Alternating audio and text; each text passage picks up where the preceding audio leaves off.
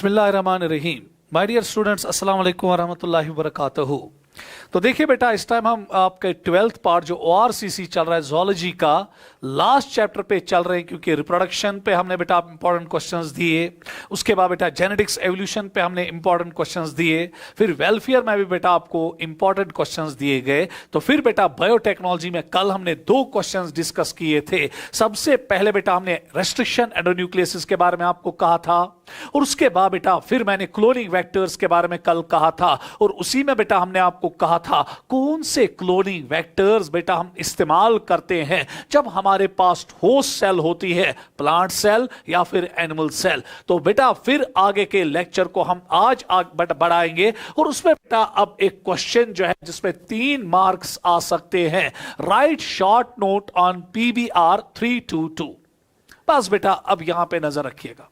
देखिए बेटा, कल मैंने आपको कहा था कि जो क्लोनिंग वेक्टर है बहुत ही इंपॉर्टेंट होता है, क्योंकि यही आपके बेटा डिजायर्ड जीन को कैरी करता है, और उसके बाद कैरी नहीं करता है, फिर ये होस्ट सेल में बेटा आपके डिजायर्ड जीन को मल्टीप्लाई भी करवाता है, उसके क्लोन्स बना डालता है। फिर बेटा आपको इतना पता होना चाहिए कि जो क्लोनिंग वेक्टर है उसमें कुछ शर्तें हैं। पहली शर्त ये कि उसमें बेटा होनी चाहिए ऑरेंज साइट, दूसरी शर्त ये कि उसमें बेटा होनी चाहिए रेस्ट्रिक्शन सीक्वेंसेस, पर जो रेस्ट्रिक्शन सीक्वेंसेस या रिकॉग्निशन साइट्स होनी चाहिए वो एक रेस्ट्रिक्शन एंडोन्यूक्लियस के लिए एक ही होनी चाहिए। उसके बाद तीसरी शर्त ये कि इसमें बेटा सिलेक्टेबल मार्कर्स होने चाहिए जो हमें यह बताएंगे कि रिकम्बिनेंट्स बने हैं या नहीं बने हैं, जो डिफरेंशिएट करवाएंगे रिकम्बिनेंट्स को from non recombinants and transformants को फ्रॉम नॉन ट्रांसफॉर्मेंट्स। और लास्ट वाली शर्त ये कि इसमें बेटा जो ऑरेंज साइट होनी चाहिए वो हाई कॉपी नंबर को सपोर्ट करना चाहिए। हाई कॉपी नंबर मींस कि ये कितनी कॉपीज बनाएगा ये क्लोनिंग वेक्टर डिजायर्ड जीन की जब ये बेटा होस्ट सेल में चला जाएगा। पर बेटा जब हम प्रैक्टिकली देखते हैं, क्या कोई नेचुरली ऑकरिंग ऐसा बेटा क्लोनिंग वेक्टर है जिसमें ये सारी प्रॉपर्टीज है जो मैंने अभी आपको बोली? ऑरेंज साइट है, सपोर्ट कर रहा है हाई कॉपी नंबर को, रेस्ट्रिक्शन बेटा साइट्स है या रिकॉग्निशन साइट्स है एक से बहुत ही ज्यादा, मगर एक बेटा रेस्ट्रिक्शन एंडोन्यूक्लियस के लिए खाली एक। उसके बाद बेटा क्या इसमें सिलेक्टेबल मार्कर्स है जो आपको डिफरेंशिएट करवाएंगे शाबाश रिकम्बिनेंट्स को नॉन रिकम्बिनेंट से, ट्रांसफॉर्मेंट को नॉन ट्रांसफॉर्मेंट से। क्या कोई क्लोनिंग वेक्टर ऐसा नेचुरली ऑकरिंग है जिसपे आपको सारे कैरेक्टर्स मिलेंगे? जवाब आएगा बहुत मुश्किल। इसीलिए बेटा जो साइंटिस्ट है उन्होंने फिर क्लोनिंग वेक्टर्स आर्टिफिशियली डिजाइन किए, और उस आर्टिफिशियली डिजाइन क्लोनिंग वेक्टर में एक मशहूर क्लोनिंग वेक्टर है and that is called as PBR 322।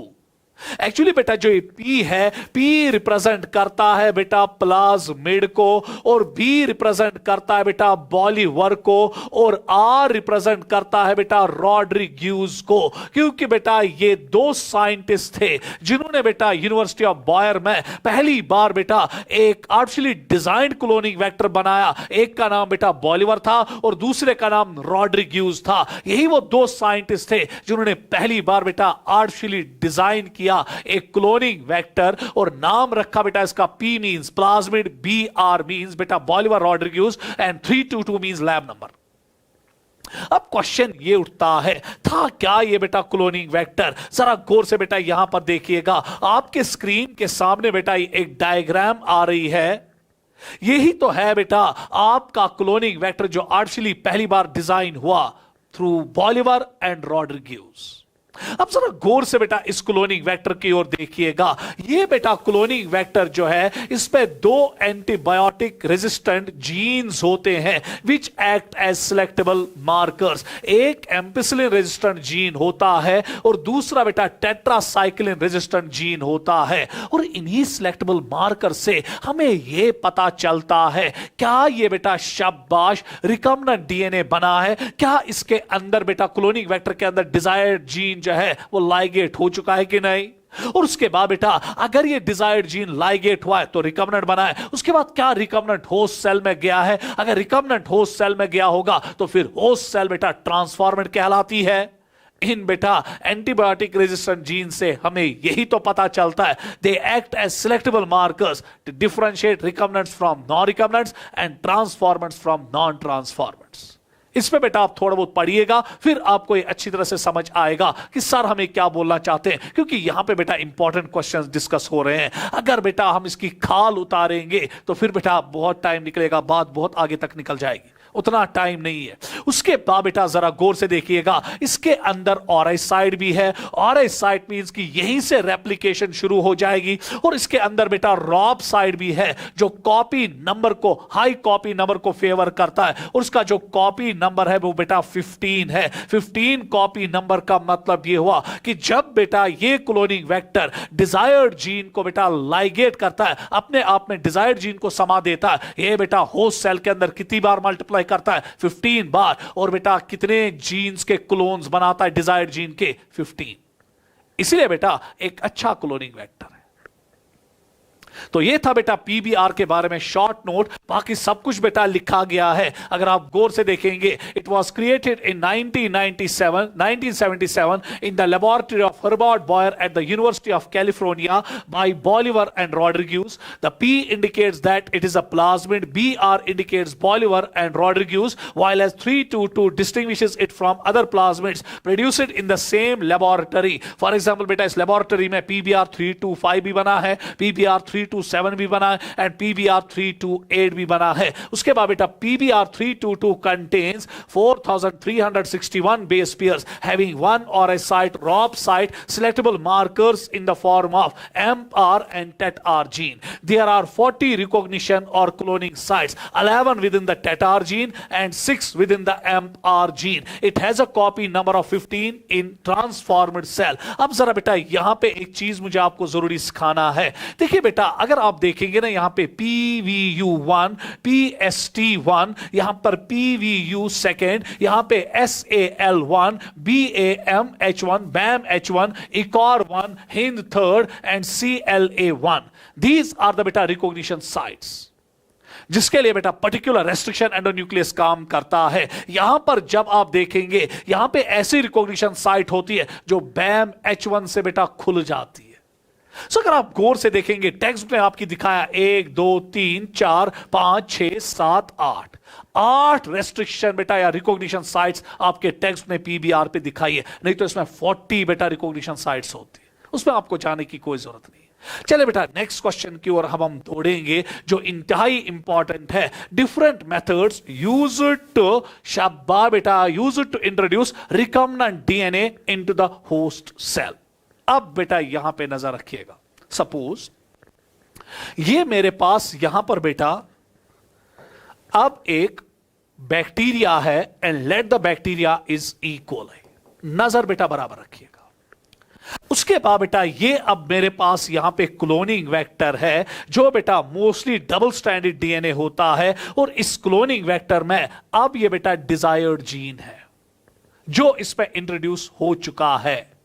अब जरा गौर से देखिएगा, इस क्लोनिंग वेक्टर में बेटा अब हमारा डिजायर्ड जीन इंट्रोड्यूस हुआ है ना, now it is called as recombinant DNA,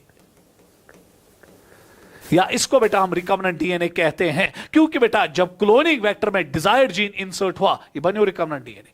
अब बेटा मुझे इस क्लोनिंग वेक्टर को अलोंग विद डिजायर्ड जीन किसमें इंट्रोड्यूस करना है? ई कोलाई में, ताकि बेटा अब ई कोलाई जो है वो इस डिजायर्ड जीन से बेटा मेरे लिए डिजायर्ड प्रोडक्ट बनाए। यही तो है बेटा जेनेटिक इंजीनियरिंग का फंडा।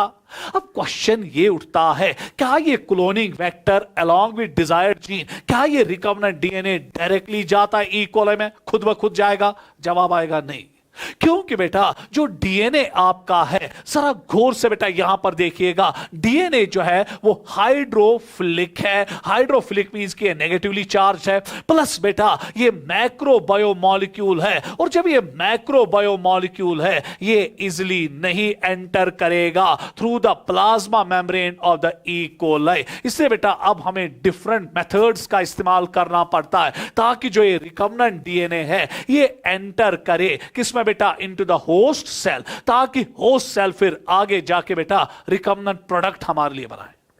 अब क्वेश्चन ये उठता है कि किन किन मेथड से बेटा हम रिकम्बेंट डीएनए को बेटा या क्लोनिंग वेक्टर जिसमें डिजायर्ड जीन है इंट्रोड्यूस करते हैं होस्ट सेल में।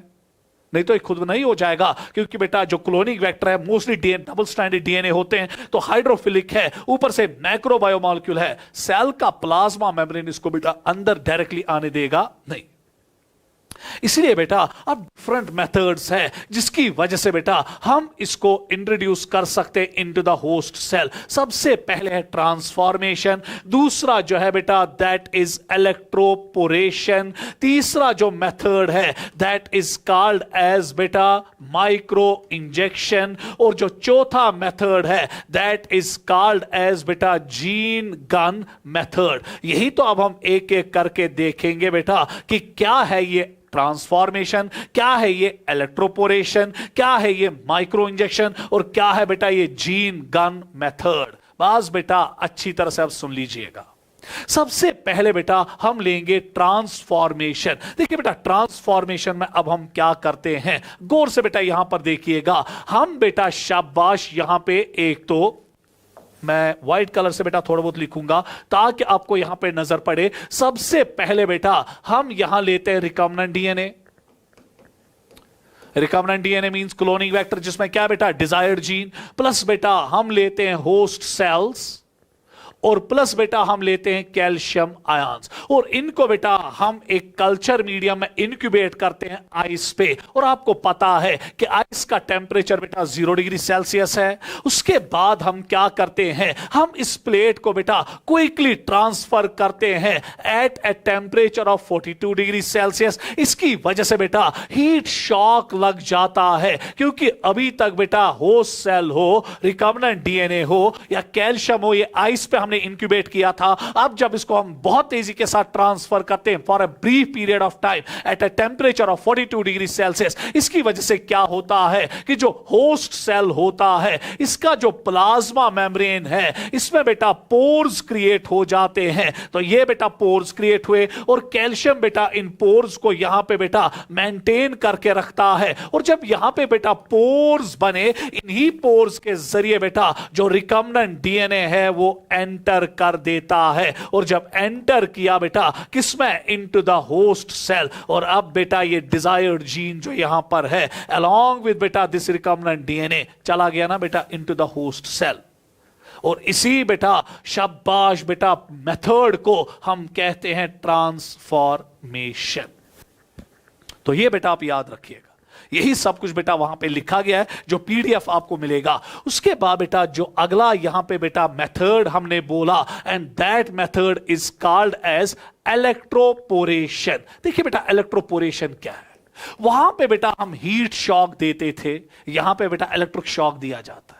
अब देखिए बेटा कैसे, गौर से देखिएगा, फिगर्स बेटा बहुत अच्छी तरह से मैंने यहां लाई है। अगर आप यहां पर देखेंगे बेटा, ये बेटा मैंने यहां पे फिगर्स के जरिए भी समझाने की कोशिश की आपको कि ये सब कुछ कैसे होता है। जरा गौर से बेटा अब यहां पर देखिएगा, इलेक्ट्रोपोरेशन में हम क्या करते हैं, हम बेटा लाते हैं आपके रिकम्बेंट डीएनए को। गौर से देखिएगा, एक तो बेटा आपका रिकम्बेंट डीएनए है, रिकम्बेंट डीएनए क्या है, cloning vector along with desired gene, plus बेटा होस्ट सेल्स लाते हैं, प्लस बेटा कैल्शियम लाया जाता है। उसके बाद बेटा इसको एक मशीन में दैट्स कॉल्ड एज इलेक्ट्रोपोरेटर मशीन, उसमें डाला जाता है, जिसमें बेटा एक तरह से पॉजिटिव इलेक्ट्रोड होता है, दूसरी तरह से नेगेटिव इलेक्ट्रोड होता है। अब बेटा ये जो होस्ट सेल है और रिकम्बेंट डीएनए जो है और बेटा कैल्शियम जो है, इसको इलेक्ट्रिक शॉक्स दिए जाते हैं। इस इलेक्ट्रिक शॉक की वजह से क्या होता है, आपका जो प्लाज्मा मेम्ब्रेन होस्ट सेल का होता है उसमें बेटा पोर्स बनते हैं। ये देखिए बेटा, ये प्लाज्मा मेम्ब्रेन है, जो ही इलेक्ट्रिक शॉक लगा तो प्लाज्मा मेम्ब्रेन में जो फॉस्फोलिपिड्स है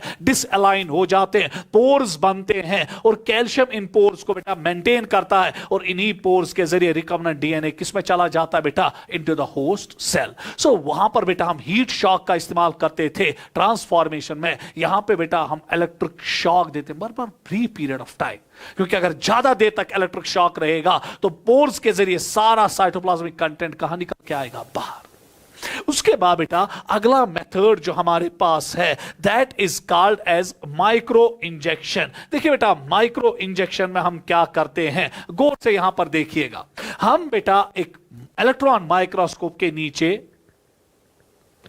इलेक्ट्रॉन माइक्रोस्कोप के नीचे ये सब कुछ कर देते हैं बेटा इलेक्ट्रॉन माइक्रोस्कोप के नीचे। अब देखिए बेटा इलेक्ट्रॉन माइक्रोस्कोप के नीचे जब हम इस मेथड को अंजाम देते हैं, देखिए क्या किया जाता है। ये होस्ट सेल है, इस होस्ट सेल को माइक्रोपिपेट से होल्ड किया जाता है, फिर बेटा इंजेक्शन में माइक्रो नीडल होती है, इंजेक्शन में लोड किया जाता है रिकम्बेंट डीएनए, फिर बेटा इस रिकम्बेंट डीएनए को बेटा शाबाश इंजेक्शन के जरिए किसमें डाला जाता है, होस्ट सेल में।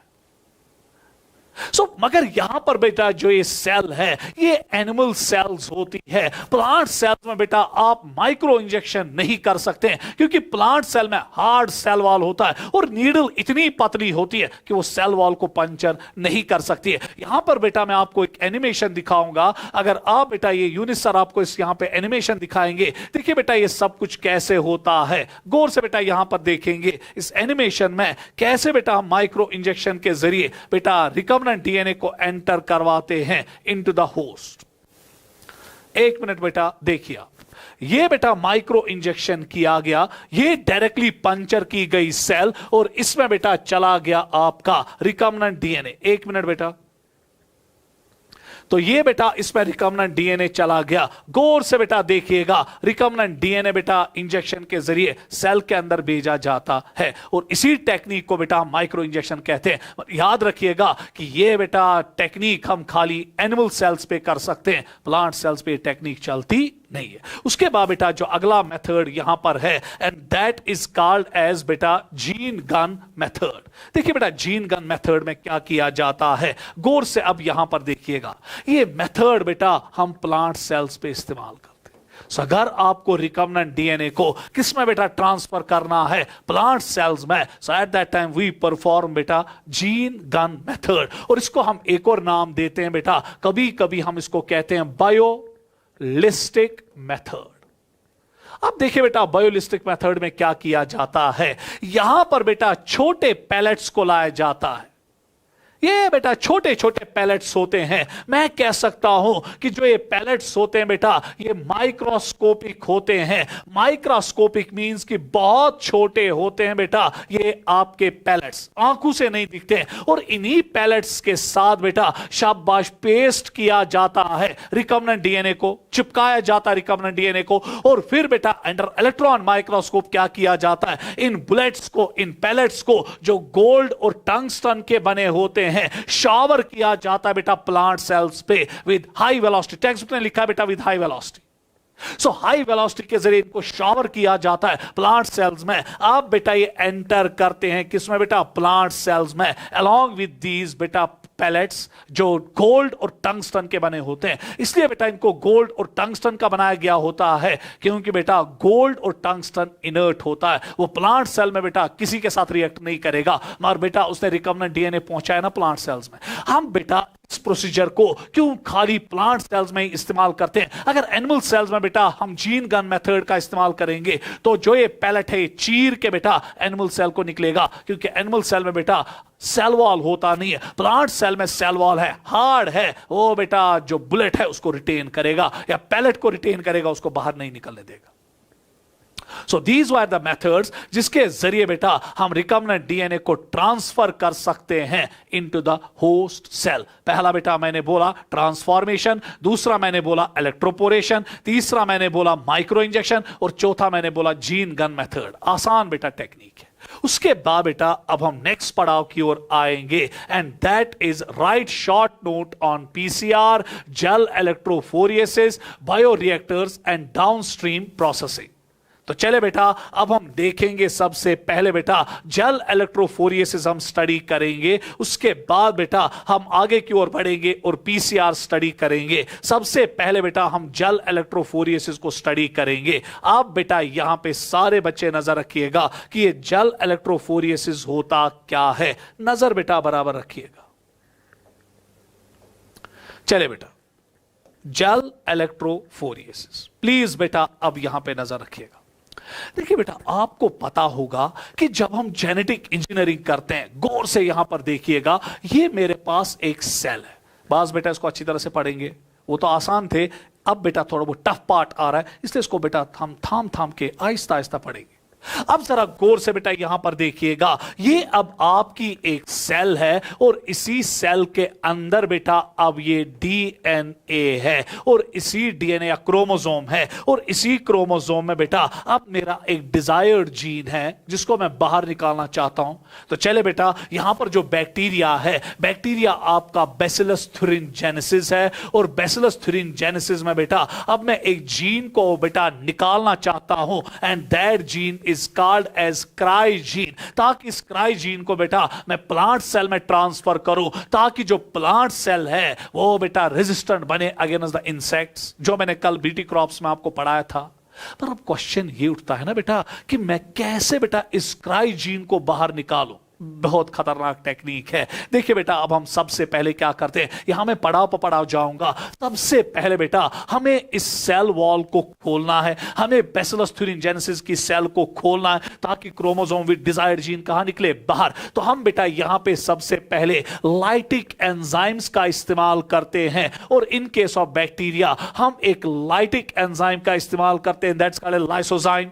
और लाइसोजाइम क्या करता है, वो बेटा बैक्टीरिया के सेल वॉल को रप्चर कर देता है, डाइजेस्ट करता है, क्योंकि जो बैक्टीरिया का सेल वॉल है पेप्टाइडोग्लाइकान्स का बना होता है और लाइसोजाइम पेप्टाइडोग्लाइकान्स को डाइजेस्ट कर देता है और शब्दा बेटा क्रोमोसोम कहां फेंका जाता है, बाहर। और इसी क्रोमोसोम में अब बेटा आपका डिजायर्ड जीन है ना, अब जरा गौर से देखिएगा, ये क्रोमोसोम अब हमने हासिल किया और इसी क्रोमोसोम में बेटा मेरा डिजायर्ड जीन है। अभी भी बेटा मैं जीन तक नहीं पहुंच पाऊंगा।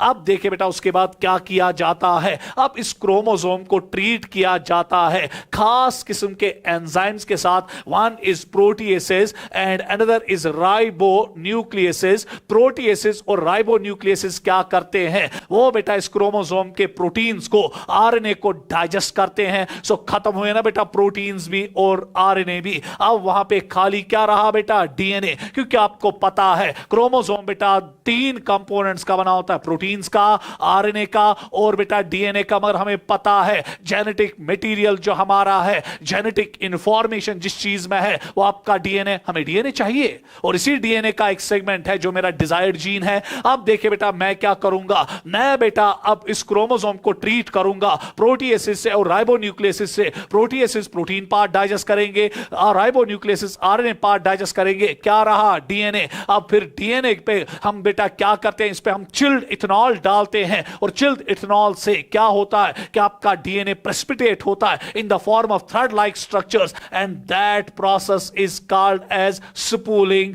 अब बेटा आपको डीएनए मिलता है, डीएनए प्रेसिपिटेट आउट हो जाता है in the form of thread like structures और इसी डीएनए में अब बेटा मेरा एक डिजायर्ड जीन है ना and that gene is called as cry gene. So मैंने डीएनए को भी अलग निकाला।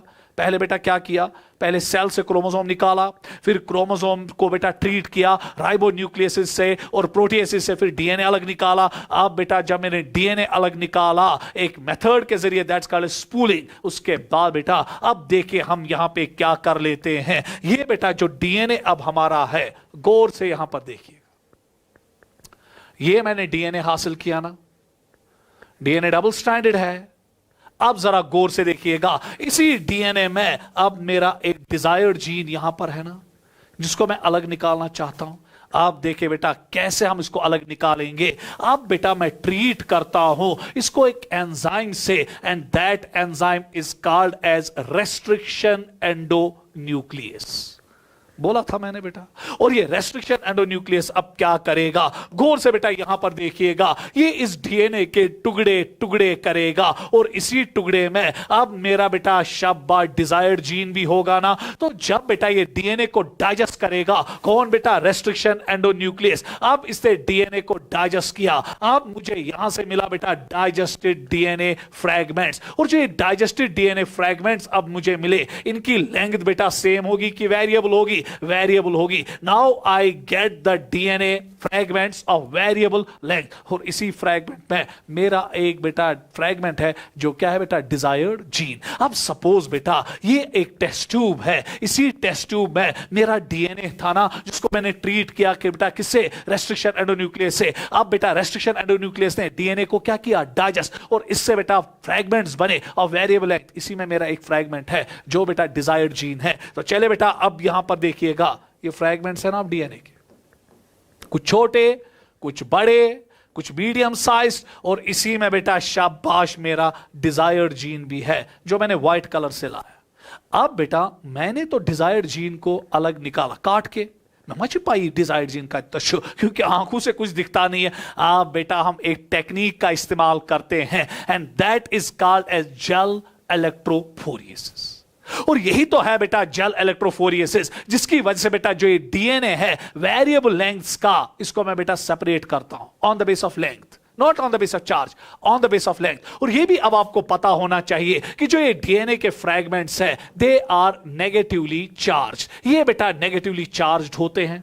अब गौर से देखिएगा, और ये डाइजेस्टेड फ्रैगमेंट्स है, डाइजेस्टेड डीएनए। आप देखिए बेटा हम क्या करते हैं, अब हम बेटा एक मशीन का इस्तेमाल करते हैं, यही तो वो मशीन है बेटा जिस पे परफॉर्म किया जाता है जेल इलेक्ट्रोफोरेसिस।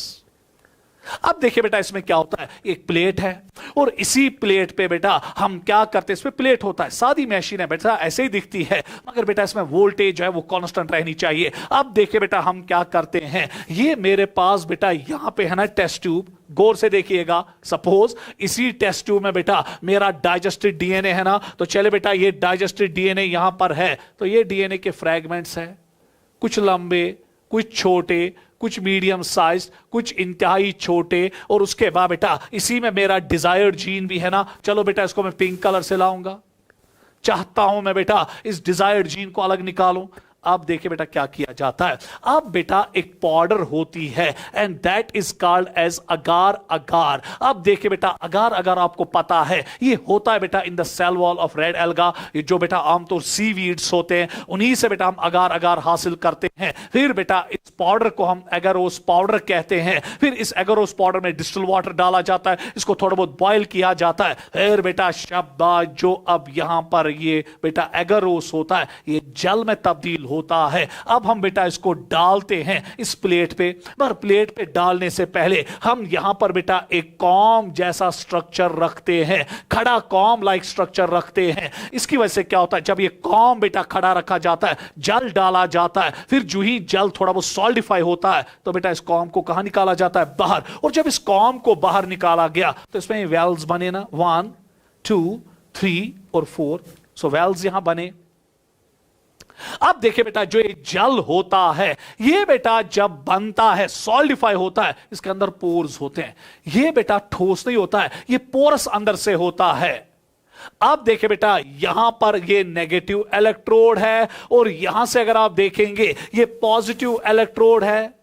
अब देखिए बेटा क्या किया जाता है, जो ये बेटा डीएनए यहां पर है ये बेटा फ्रैगमेंट सॉल्यूशन में है, तो अब बेटा हम पिपेट लेते हैं और पिपेट से बेटा इस सॉल्यूशन को बेटा पिपेट में अंदर लाते हैं। इसमें बेटा अब आपके डीएनए के फ्रैगमेंट्स भी है, डाइजेस्टेड के अनडाइजेस्टेड, डाइजेस्टेड। उसके बाद बेटा इसको पिपेट के जरिए हम लोड करते हैं वेल 2 में, वेल 3 में और वेल 4 में। मगर किस एंड से बेटा, जहां पे नेगेटिव इलेक्ट्रोड है, क्योंकि जो डीएनए के फ्रैगमेंट्स है दे आर नेगेटिवली चार्ज्ड।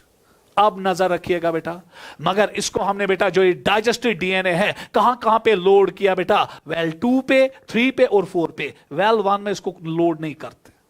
उसके बाद बेटा अब यहां पर जब ये लोड हुए 2, 3 और 4 वेल पे, उसके बाद बेटा अब देखिए वेल 1 जो है यहां पे हम क्या लोड करते हैं, यहां पे हम लोड करते हैं लैडर डीएनए। नजर रखिएगा, अब क्वेश्चन ये उठेगा कि लैडर डीएनए क्या है। एक्चुअली बेटा ये अनडाइजेस्टेड डीएनए है। नजर रखिएगा बेटा, जो हमने बनाया होता है और जिसकी लेंथ हमें पता होती है। सपोज बेटा अगर मैं कहूंगा कि जो ये लैडर डीएनए होता है, कुछ ये होता है 50 kb, कुछ ये होता है 200 kb, कुछ ये होता है बेटा 300 kb, कुछ बेटा ये होता है 400 kb। इनके बेटा लेंथ हमें नोन होती है, पता होती है कि इसमें कितने किलो बेसिस है। आप बेटा जरा गौर से देखिएगा, ये लैडर डीएनए जो होता है, जो अनडाइजेस्टेड डीएनए है, जो आर्टिफिशियली बनाया गया होता है और जिसकी लेंथ हमें पता होती है, जिसकी किलो बेसिस हमें पता होती है, हम बेटा अब ये वेल 1 में लोड कर देते हैं। सो दैट मीन्स कि बेटा वेल 1 में हम लैडर डीएनए या अनडाइजेस्टेड डीएनए लोड करते हैं और 2, 3, 4 में हम बेटा डाइजेस्टेड डीएनए को लोड करते हैं, जिसमें बेटा हमें पता ही नहीं है कि लेंथ किसकी कितनी है, और हमें यह भी बेटा यहां से निकालना है, यहां से हमें अपना डिजायर्ड डीएनए भी, जीन भी निकालना है। अब देखिए बेटा क्या हो जाता है, गौर से अब यहां पर सारे बच्चे नजर रखिएगा। आप बेटा नजर रखो, ये वेल 1 है, 2 है, 3 है और 4 है। यहां पे हमने वेल 1, 2, 3 में क्या लोड किया बेटा, डाइजेस्टेड डीएनए, जिसमें मुझे मेरा बेटा डिजायर्ड जीन है, और वेल 1 में हमने क्या लोड किया, लैडर डीएनए, जिसकी लेंथ हमें पता है, नो लेंथ पता है। अब बेटा हम इलेक्ट्रिक फील्ड अप्लाई करते हैं। अब देखे बेटा, जो ये डीएनए के फ्रैगमेंट्स है, नेगेटिवली चार्ज है ना, अब ये बेटा अगर और जल में जो पोर्स है उनके बीच में नेगेटिवली चार्ज डीएनए चलेगा, कहां की ओर बेटा, टुवर्ड्स द इलेक्ट्रोड, क्योंकि बेटा पॉजिटिव चार्ज है वो उसको अट्रैक्ट करेगा और खींचेगा अगर उस जल के पोर्स में, और कहां बढ़ाएगा, आगे। अब देखिए बेटा, जब ये सब कुछ प्रोसेस चलता रहता है, अब यहां पर जो डीएनए है वो लोड हो जाता है। गौर से देखिएगा बेटा, ये डीएनए अब बेटा यहां लोड हुआ। नजर रखो बेटा बराबर मैं क्या कर रहा हूं।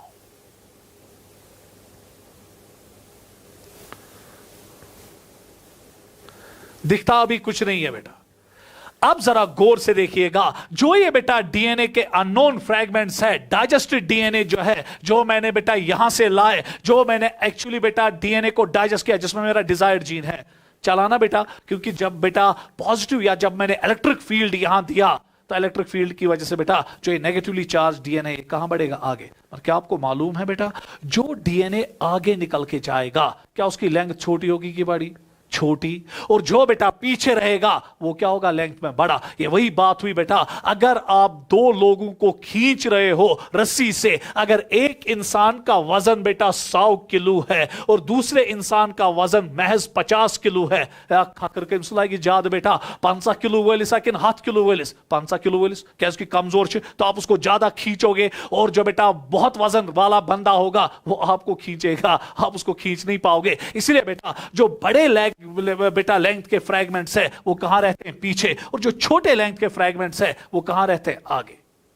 सारे आगे बढ़ते हैं और वो पीछे रहते हैं। इसी तरह बेटा जो ये लैडर डीएनए है, ये भी बेटा शाबाश, यहां पे जो छोटे फ्रैगमेंट्स है वो आगे बढ़ेंगे और जो बड़े बड़े फ्रैगमेंट्स है वो पीछे रहेंगे। जरा गौर से बेटा यहां पर देखिएगा, जो फ्रैगमेंट मुझे बेटा यहां पे अब आ रहा है, ये 50 kb होगा ना, छोटा होगा ना, और जो फ्रैगमेंट यहां पर है ये अकॉर्डिंगली 100 kb का होगा, जो फ्रैगमेंट यहां पर है, चले बेटा for the sake of argument 200 kb का होगा, और जो सबसे पीछे होगा ये सबसे बेटा बड़ा फ्रैगमेंट होगा, चले बेटा 500 kb। तो आप बेटा यहां पे लैडर डीएनए भी अलग अलग हुआ on the base of length, और जो बेटा आपका डीएनए है जो डाइजेस्टेड डीएनए वो भी अलग अलग हुआ। अब देखिए बेटा हम क्या करते हैं, मुझे पता है कि जो मेरा क्राई जीन है, सपोज बेटा इसका जो वजन है, इसकी जो लेंथ है, या इस पे जो बेस पेयर्स है वो बेटा 200 kb है,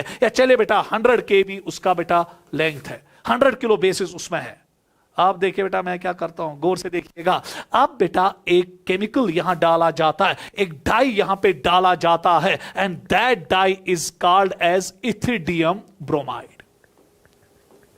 नजर रखिएगा बेटा, और जो इथिडियम ब्रोमाइड है ये डाई बेटा एब्जॉर्ब कौन करता है, डीएनए। सो ये डीएनए के जो फ्रैगमेंट्स है ये इस डाई को बेटा एब्जॉर्ब करते हैं, क्योंकि डीएनए दिखता ही नहीं आंखों से। अब जब डाई बेटा इसको एब्जॉर्ब करेगा, ये डीएनए फ्रैगमेंट डाई को एब्जॉर्ब करेगा, किस डाई को बेटा, इथिडियम ब्रोमाइड। उसके बाद बेटा हम इसको यूवी चैम्बर में बेटा शिफ्ट करते हैं प्लेट को, और बेटा यूवी चैम्बर में आते ही ये इथिडियम ब्रोमाइड जो है अल्ट्रा वायलेट रेज में चमकता है, और जो बेटा अब डीएनए बैंड्स है, डीएनए बैंड्स ने बेटा इसको एब्जॉर्ब किया ना, तो डीएनए बैंड्स चमकेंगे as bright orange coloured bands, bright orange coloured bands. अब जो ये ब्राइट ऑरेंज कलर्ड बैंड्स में ये डीएनए फ्रैगमेंट चमकते हैं क्योंकि इन्होंने बेटा इथिडियम ब्रोमाइड एब्जॉर्ब किया ना। हाँ देखिए बेटा, मुझे पता है ना कि मेरा जो क्राइजीन है मैं मच पाई मगर मैं ना पाई अतकूत वजन 200 kb, मगर यहां पर बेटा मैंने लैडर डीएनए में भी लिया ना नो लेंथ के डीएनए, ये ना बेटा 200 kb। आप जरा गौर से देखिएगा, इसकी सीध में अगर आप देखोगे ये वो फ्रैगमेंट है ना बेटा जो 200 kb के सीध में आता है, गो दैट मींस कि इसका वजन मुझे पता है 200 kb है लेडर डीएनए, मगर यमिक वजन मच में इसका वजन मुझे पता है मगर मैं मच पाई ही कहता साइज यस नाम बराबर तथी ये तंस बेटा शाबाश 200 kb का लेडर डीएनए होगा। तो आइडेंटिफाई हुआ ना बेटा आपका डिजायर्ड जीन। पता है फिर हम क्या करते हैं जब हमें आइडेंटिफाई बेटा अपना डिजायर्ड जीन किया by matching it with the ladder DNA, क्योंकि मुझे पता है मेरा क्राई जीन जो है वो 200 kb बेटा बेस पेयर्स लेकर चलता है। अब मैं लेडर डीएनए के साथ देखूंगा कि नो लेंथ, वहां पे मुझे पता है कि लेडर डीएनए में 200 kb कहां पर है, उसी के सीध में जल में मुझे बेटा क्या मिलेगा, मेरा डिजायर्ड जीन। ये मिला मुझे अपना डिजायर्ड जीन। उसके बाद क्या करते हैं बेटा, जल समेत बेटा डिजायर्ड जीन को कहां निकाला जाता है, बाहर। फिर बेटा जल को ट्रीट किया जाता है बफर सॉल्यूशन से और बेटा जल डिसॉल्व होता है और डिजायर्ड जीन हासिल होता है। और जब आप इस जल को डिसॉल्व करते हो बफर से ताकि बेटा डिजायर्ड जीन इससे आजाद हो जाए, that process is called as elution. इसी को बेटा हम कहते हैं जल इलेक्ट्रोफोरेसिस। तो हो बेटा आज आपने स्टडी किया, आज मैं थोड़ा बहुत थक गया हूं तो कम ही टाइम मैंने दिया, तो बेटा होप कि आपको पता चला कि PBr322 क्या है, कौन से मेथड है जिससे हम रिकम्बिनेंट डीएनए को बेटा होस्ट सेल में लाए, और क्या है बेटा जल इलेक्ट्रोफोरेसिस। कल बेटा इंशाल्लाह आपका लास्ट लेक्चर लगेगा और उसी के साथ बेटा आपके तमाम इंपॉर्टेंट क्वेश्चन जो है वो कंप्लीट हो जाएंगे और कल ही शाम को बेटा आपको इंपॉर्टेंट क्वेश्चन का पूरा PDF भेजा जाएगा। बैठिए खुदा के हवाले। अस्सलाम वालेकुम।